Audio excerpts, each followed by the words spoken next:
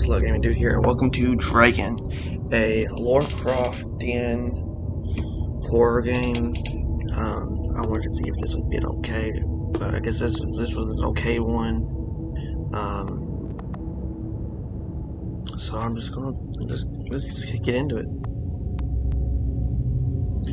Dagon is a faithful, interactive depth of H.P. Lovecraft work, focused on story and atmosphere.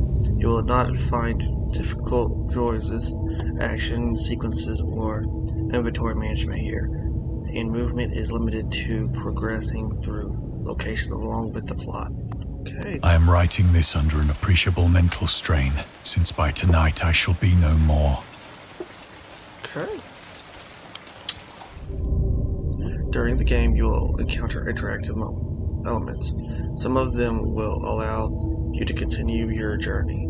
Others reveal interesting facts about the original short story, its historical background, and the author. Okay? Some of the trivia is hidden. In order to find these secrets, focus your eyes and look for the Elder sign. Okay.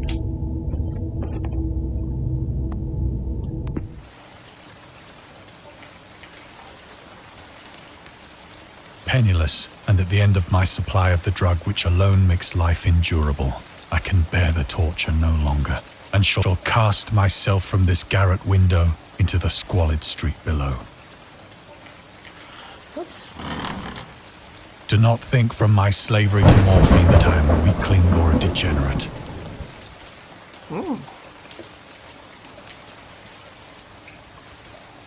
When you have read these hastily scrawled pages, you may guess, though never fully realize, why it is that I must have forgetfulness or death.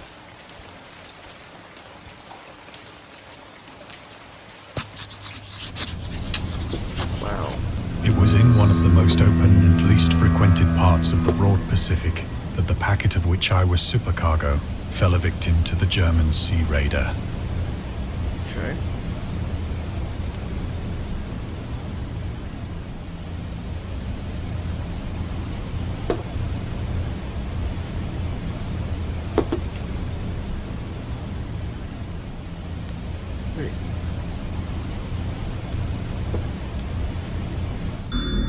Okay. Lovecraft, The Great World War. Dagon was written around a month after the United States entered World War I. Lovecraft was actively interested in its course. He composed many poems in which he gave encouragement to soldiers and commented on the events unfolding in Europe. He tried to enlist in the army, which he mentions in one of the letters to Reinhard Kleiner. Some time ago, impressed by my entire uselessness in the world, I resolved to attempt enlistment.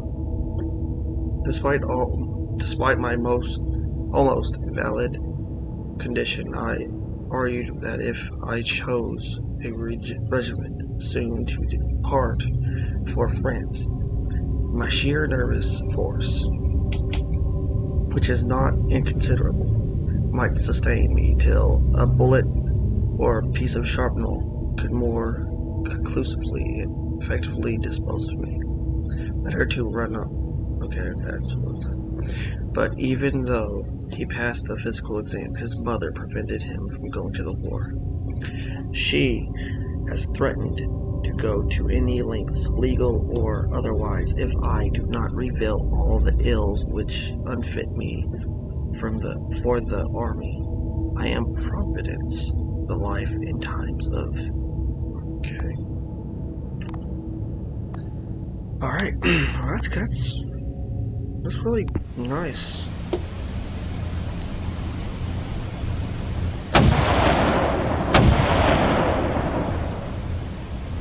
So this is the Great War was then at its very beginning, and the ocean forces of the HUN had not completely sunk to their later degradation.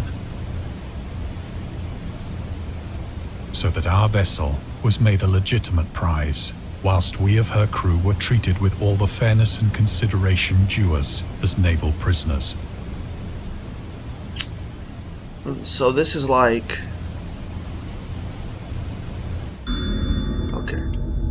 The HUNS were Central Asian nomads who established a dominion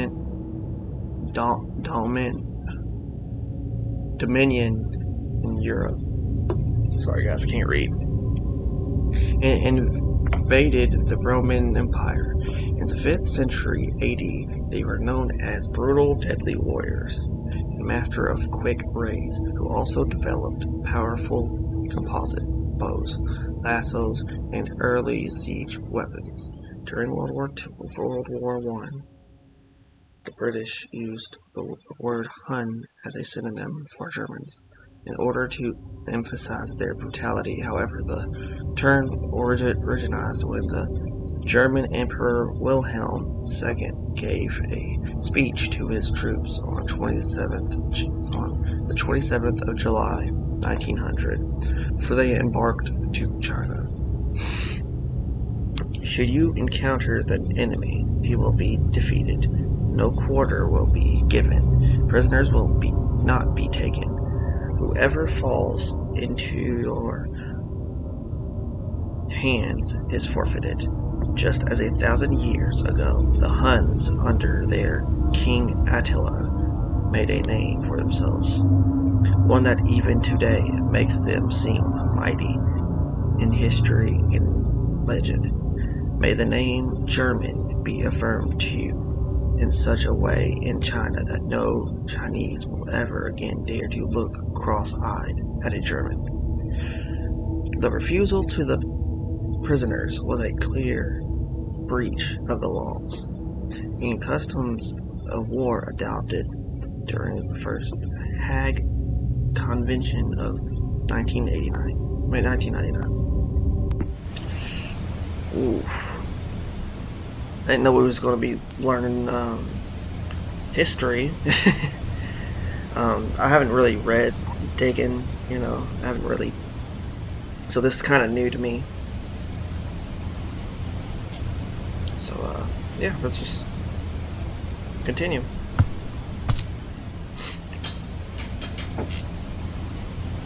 So liberal, indeed, was the discipline of our captors, that 5 days after we were taken, I managed to escape alone in a small boat with water and provisions for a good length of time.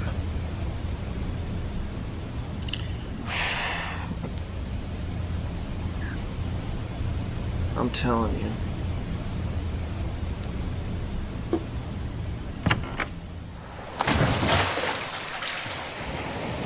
When I finally found myself adrift and free, I had but little idea of my surroundings. Oh no.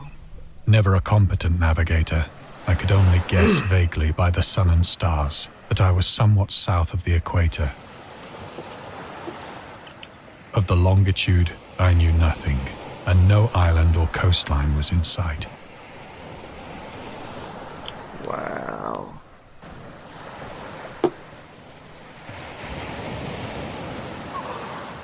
Man.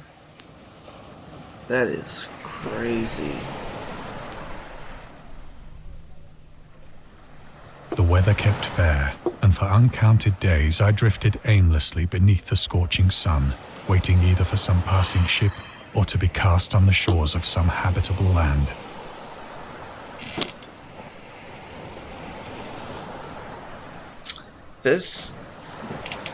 I like this, I ain't gonna lie. This reminds me of so much stuff, like, how everybody, how something's happened, I like stuff like this, though. But neither ship nor land appeared, and I began to despair in my solitude upon the heaving vastness of unbroken blue. The change happened whilst I slept. Its details I shall never know, for my slumber, though troubled and dream-infested, was continuous.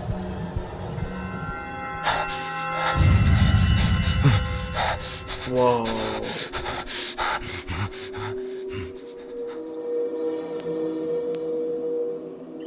Whoa. This is wild. When at last I awoke, it was to discover myself half sucked into a slimy expanse of hellish black mire, which extended about me in monotonous undulations as far as I could see, and in which my boat lay grounded some distance away. Though one might well imagine that my first sensation would be of wonder at so prodigious and unexpected a transformation of scenery, I was in reality more horrified than astonished. Yeah. For there was in the air and in the rotting soil a sinister quality which chilled me to the very core. The region was putrid with the carcasses of decaying fish and of other less describable things which I saw protruding from the nasty mud of the unending plain. Perhaps I should not hope to convey in mere words the unutterable hideousness that can dwell in absolute silence and barren immensity. There was nothing within hearing and nothing in sight save a vast reach of black slime. Yet the very completeness of the stillness and the homogeneity of the landscape oppressed me with a nauseating fear. Is that like oil? Is this one of those things like there's like the oil spill or something? The sun was blazing down from a sky which seemed to me almost black in its cloudless cruelty, as though reflecting the inky marsh beneath my feet.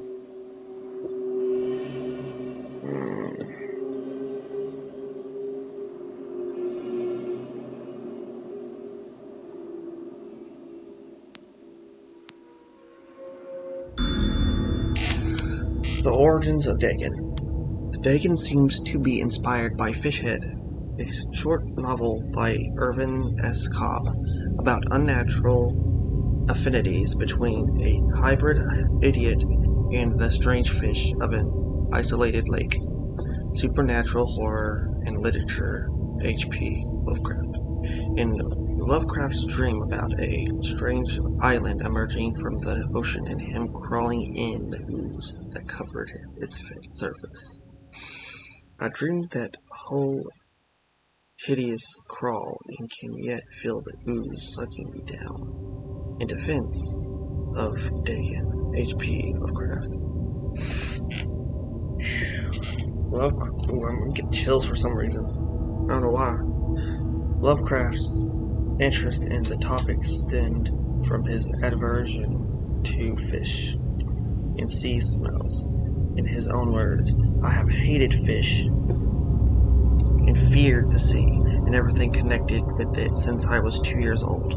But I cannot recall what earlier experience gave me such a profound and lasting aversion to the sea and seafood.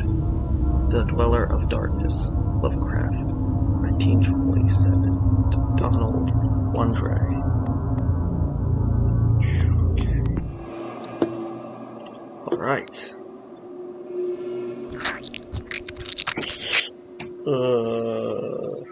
As I crawled into the stranded boat, I realized that only one theory could explain my position. Through some unprecedented volcanic upheaval, a portion of the ocean floor must have been thrown to the surface, exposing regions for which innumerable millions of years had lain hidden under unfathomable watery depths. Okay. So great was the extent of the new land which had risen beneath me that I could not detect the faintest noise of the surging ocean, straining my ears as I might. Nor were there any seafowl to prey upon the dead things.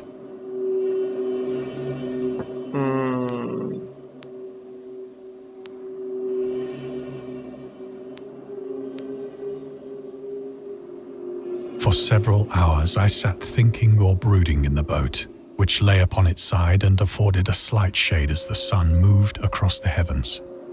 Okay. As the day progressed, the ground lost some of its stickiness and seemed likely to dry sufficiently for traveling purposes in a short time. That night I slept but little, and the next day I made for myself a pack containing food and water, preparatory to an overland journey in search of the vanished sea and possible rescue.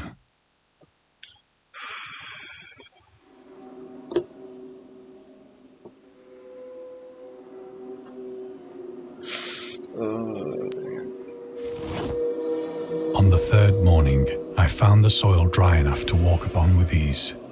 Okay. The odor of the fish was maddening, but I was too much concerned with graver things to mind so slight an evil, and set out boldly for an unknown goal. Dude, this dude's voice is so soothing, to be honest, even though it's supposed to be scary.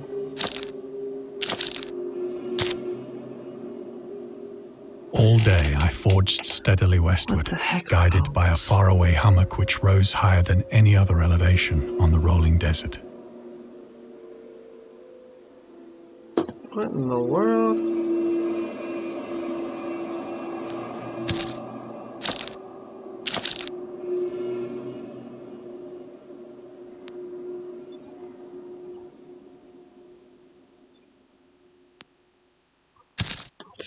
It's making me itch.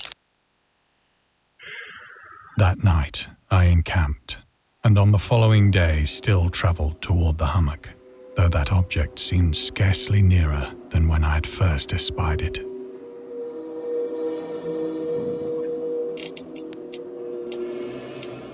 Oh, man.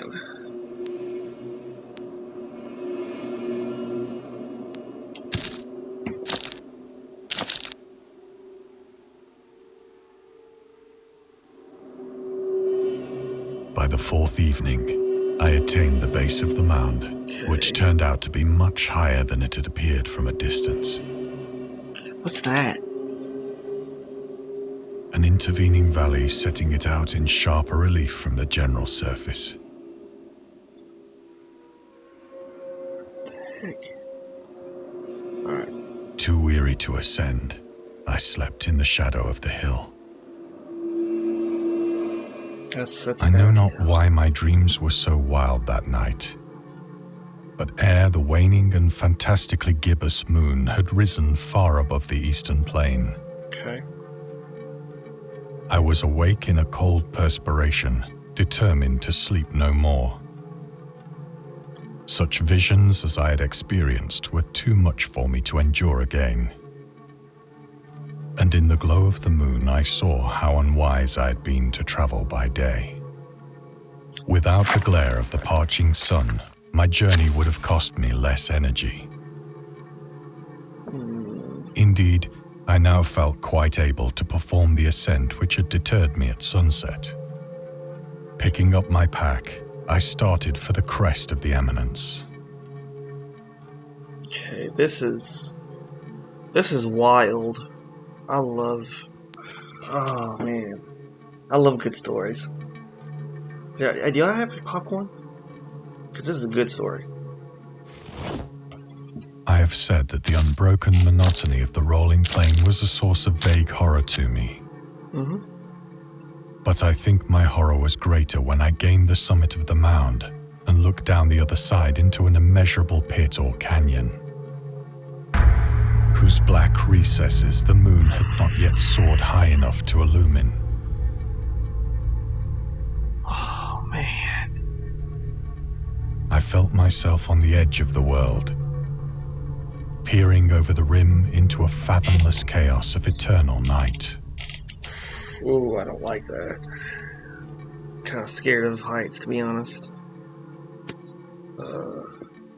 Through my terror ran curious reminiscences of Paradise Lost, and of Satan's hideous climb through the unfashioned realms of darkness. As the moon climbed higher in the sky, I began to see that the slopes of the valley were not quite so perpendicular as I had imagined. Okay.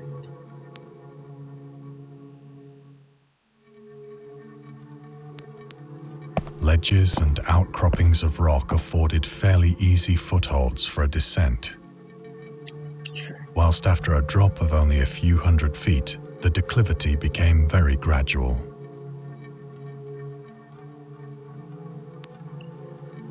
I don't like that, dude. Don't do this, guys. If y'all see this black sludge, just go away. It's probably like oil spill or something.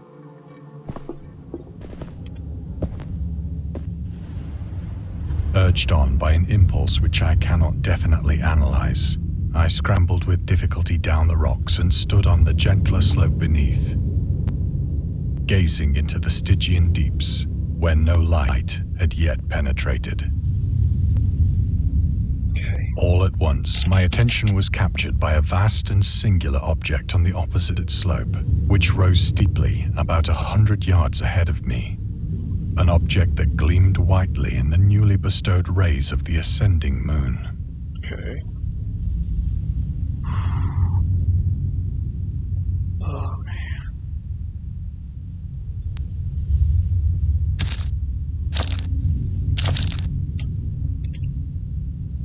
That it was merely a gigantic piece of stone, I soon assured myself. But I was conscious of a distinct impression that its contour and position were not altogether the work of nature. Yeah. A closer scrutiny filled me with sensations I cannot express.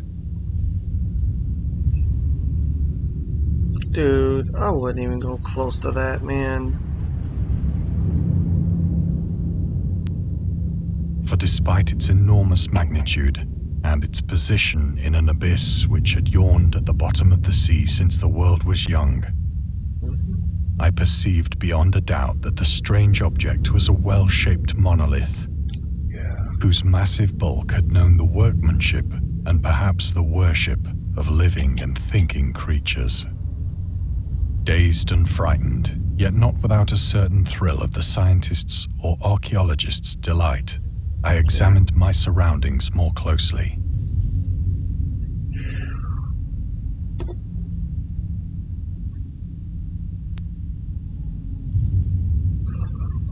Man, this is...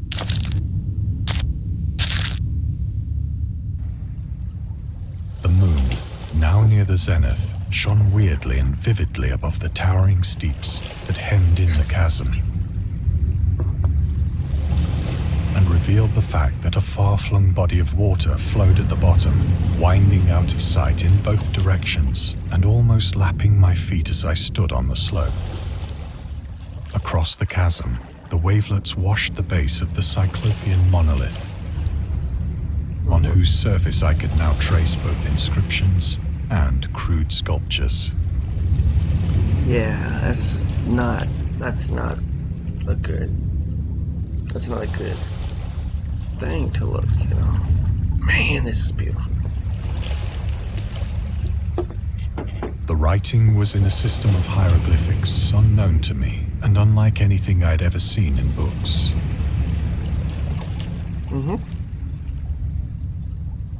Consisting for the most part of conventionalized aquatic symbols such as fishes, eels, octopi, crustaceans, mollusks, whales, and the like. Several characters obviously represented marine things which are unknown to the modern world, but whose decomposing forms I had observed on the ocean-risen plain. It was the pictorial carving, however, that did most to hold me spellbound.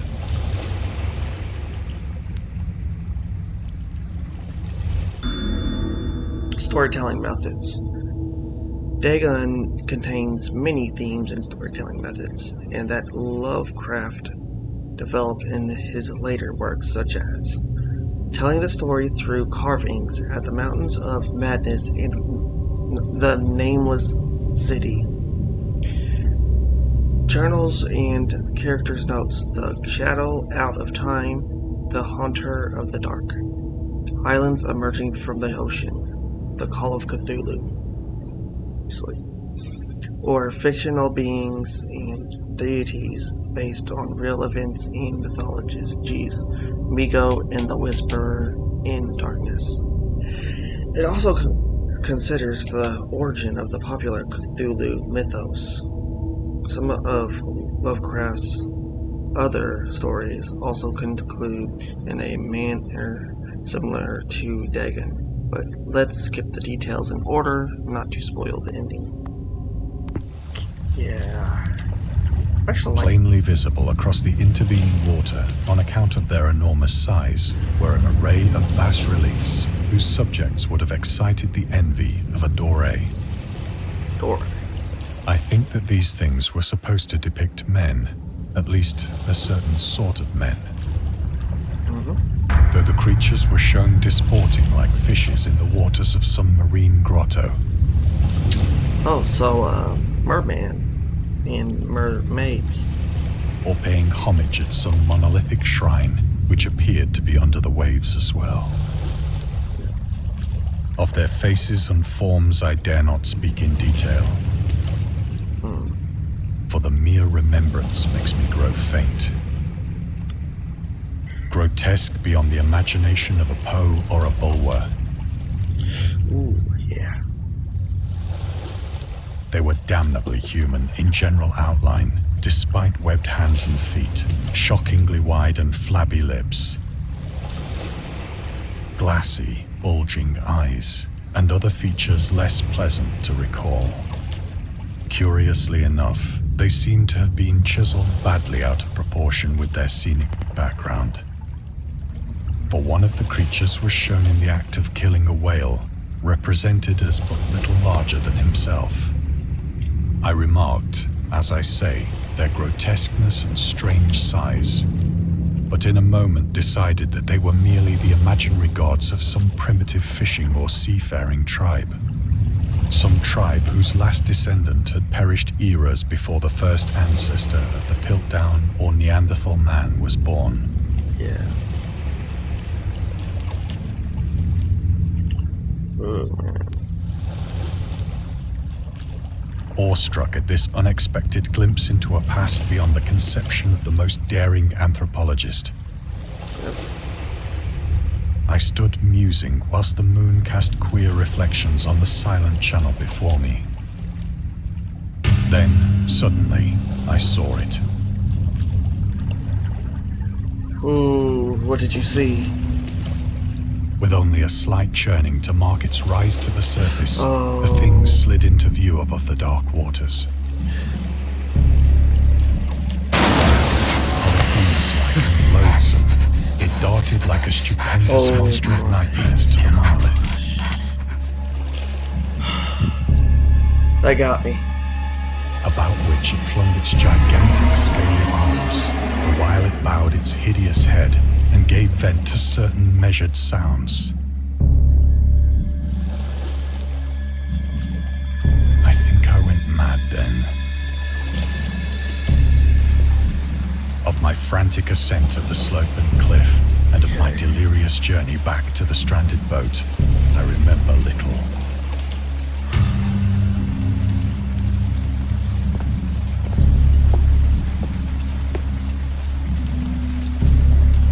I believe I sang a great deal and laughed oddly when I was unable to sing.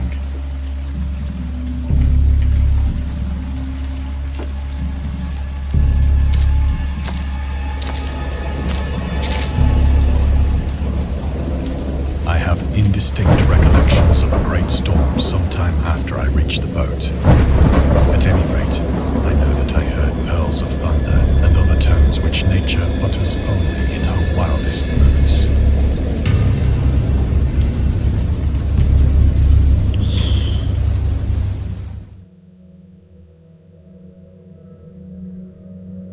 When I came out of the shadows, I was in a San Francisco hospital, brought thither by the captain of the American ship which had picked up my boat in mid-ocean.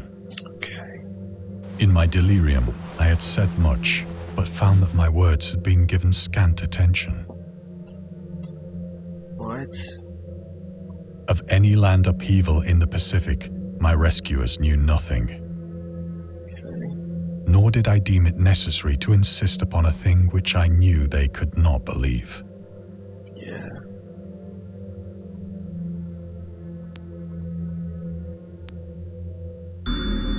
The journalist.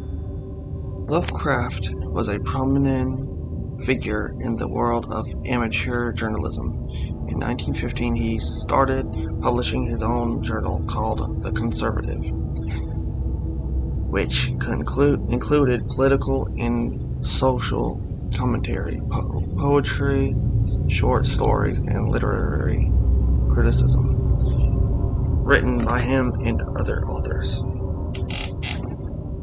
Howard was a skilled wordsmith, but he also took criticisms to heart, which resulted in his decision to step away from writing poetry and concentrate on weird fiction again. For the first time since his teenage years, Dagon, published in 1919, is one of the short stories written during that period. In the example excerpt from The Conservative, the master of horror fiction explains his attitude towards warfare and the idea of world peace. Why any sane being can believe in the possibility of universal peace is more than the conservative can fathom. Should the entire civilized world agree simultaneously to disarm, one or more nations would undoubtedly retain secret armaments and at the proper time take advantage of their more altruistic and less astute contemporaries in a wild career of conquest against unarmed victims. No country is or ever can be above warfare until the basic impulses of the human animal shall have miraculously changed. Guys, I know I was going to have a lot of reading to do, so man. Once I sought out a celebrated ethnologist and amused him with peculiar questions regarding the ancient Philistine legend of Dagon, the fish god. Mm-hmm.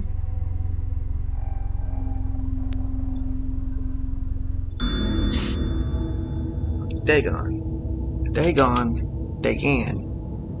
was the main deity of the Philistines, worshipped throughout the Middle East as the ancient god of fertility and crops. In Hebrew, the word Dagon was a common noun for grain. The rulers of Akkad, Mesopotamia, chose him as the patron saint of their war conquests. He also appeared as the judge of the dead in an Assyrian poem and an underworld prison order in one of the Babylonian texts. He is often mistakenly taken for a fish god due to the wrong interpretation of his name, as in Hebrew the word dag means fish. In H.P. Lovecraft's words, Dagon is an underwater deity ruling over the deep ones, a humanoid race with fish traits that resides in the oceans. He is worshipped by a secret cult called the Esoteric Order of Dagon. Oh, well, that was good. I mean, at least I know a little more. But soon perceiving that he was hopelessly conventional, I did not press my inquiries. Okay, so we get August Derleth and the Cthulhu Mythos. Okay, guys, this is what y'all been waiting for. August Derleth was an American writer and anthologist. He also befriended Lovecraft and published many of his works through his company, Arkham House. Although he greatly contributed to the popularization of the author's works, after his death, he is surrounded by numerous controversies. One of his most questionable decisions involved introducing the good versus evil doctrine. Derleth was a devout Catholic to the CTHULHU mythos, which contrasted with Lovecraft's views of the world and his approach to cosmic horror. As a result, the author's works are often misunderstood and misrepresented in today's culture. It is also worth noting that Lovecraft was never really interested in creating a mythology, and the term Cthulhu mythos was coined by DERLETH after the author left the mortal plane. Okay, well, I didn't know that was a thing.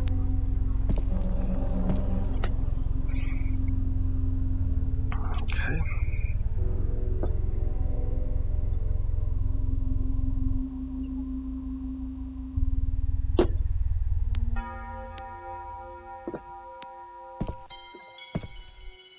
Okay.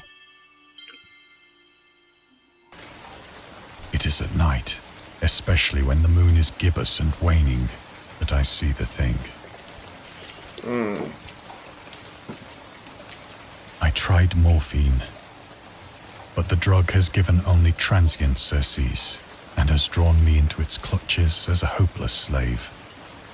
So now I am to end it all, having written a full account for the information or the contemptuous amusement of my fellow men. Man, you don't have to do this. Often, I ask myself if it could not all have been a pure phantasm, a mere freak of fever as I lay sun-stricken and raving in the open boat after my escape from the German man-of-war. This I ask myself, but ever does there come before me a hideously vivid vision in reply. I cannot think of the deep sea without shuddering at the nameless things that may at this very moment be crawling and floundering on its slimy bed, worshipping their ancient stone idols and carving their own detestable likenesses on submarine obelisks of water-soaked granite. I dream of a day when they may rise above the billows to drag down into their reeking talons the remnants of puny, war-exhausted mankind. Of a day when the land shall sink and the dark ocean shall ascend amidst universal pandemonium. Ooh.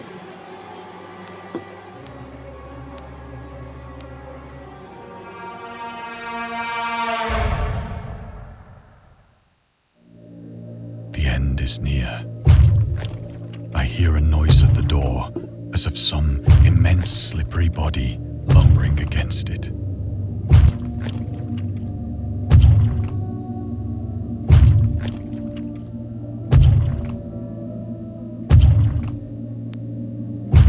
It shall not find me.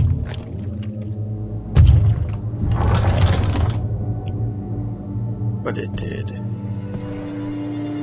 God, that hand!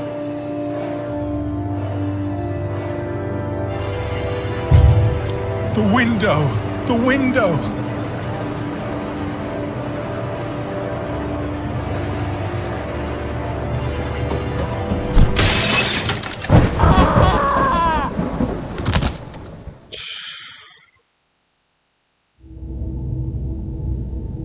Oh, that was really good.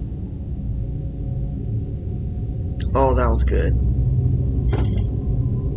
I really like that. I